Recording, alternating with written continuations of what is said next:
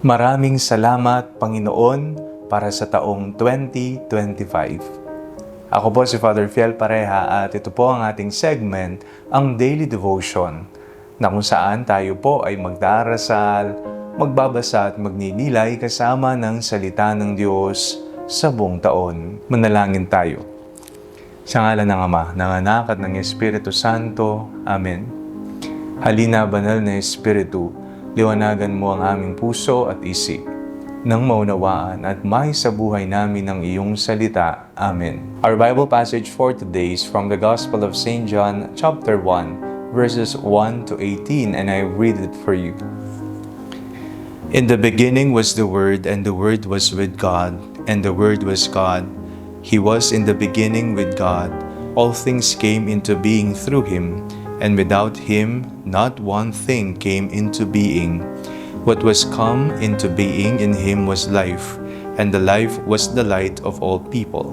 The light shines in the darkness, and the darkness did not overcome it. There was a man sent from God whose name was John.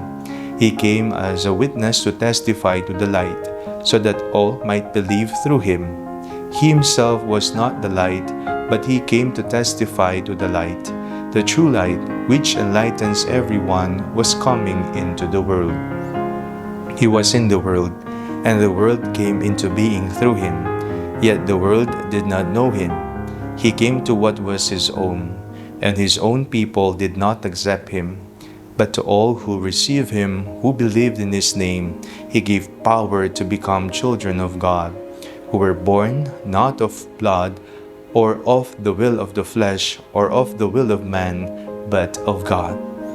And the Word became flesh, and lived among us, and we have seen His glory, the glory of a Father's Son, full of grace and truth. John testified to Him and cried out, "This was He of whom I said, He who comes after me ranks ahead of me, because He was before me." From His fullness we have all received grace upon grace. The law indeed was given through Moses. Grace and truth came through Jesus Christ. No one has ever seen God. It is God, the only Son, who is close to the Father's heart, who has made Him known. Maligayang Pasko po sa inyong lahat. Ito na po ang huling daily devotion natin para sa taong 2025. Nais ko pong magpasalamat sa inyo sa pagtangkilik at pagtulong sa akin para ipalaganap ang mabuting balita ng Panginoon dito po sa social media. Naging pamilya po kayo, naging bahagi po kayo ng salita ng Diyos, ng pagdarasal natin, ng pagbabasa natin, at ng pagtingin natin kung anong kaugnayan ng salita ni Jesus sa ating personal na pamumuhay. Ang huling ebanghelyo po para sa taong 2025 ay ang unang kabanata ng ebanghelyo ni San Juan, at ito ay tumutukoy sa salita ng Diyos, ang salitang nagkatawang tao at nakipamayan sa atin. Wala po akong ibang hiling ngayong araw na ito, ngayong nagtatapos ang taong ito, kung hindi ang sana tumimo ang salita ng Diyos.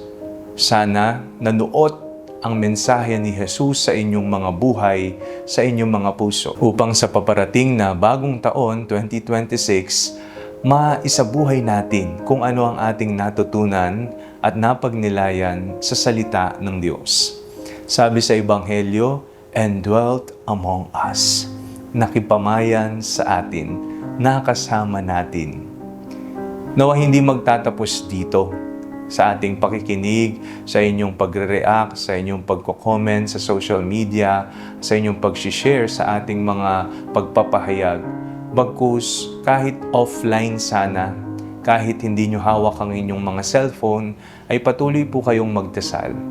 Patuloy po ninyong basahin ang salita ng Diyos sa Biblia, at patuloy ninyong tingnan kung ano ang nais ipahiwatig ni Jesus sa inyong buhay, nang maisabuhay niyo po ito aktwal sa inyong salita, sa inyong mga gawa, at kung papaano kayo makitungo sa inyong kapwa.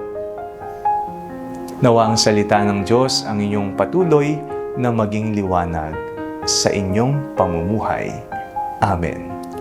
Manalangin tayo. Maraming salamat o banal na Espiritu sa inyong paggabay sa amin sa aming daily devotion sa taong 2025. Nawa ang salita ng Diyos ay patuloy na manuot sa aming mga puso at maisabuhay namin sa araw-araw naming pamumuhay. Sa ngalan ni Jesus, Amen. Sa ngalan ng Ama, ng Anak at ng Espiritu Santo, Amen. Happy New Year po sa inyong lahat.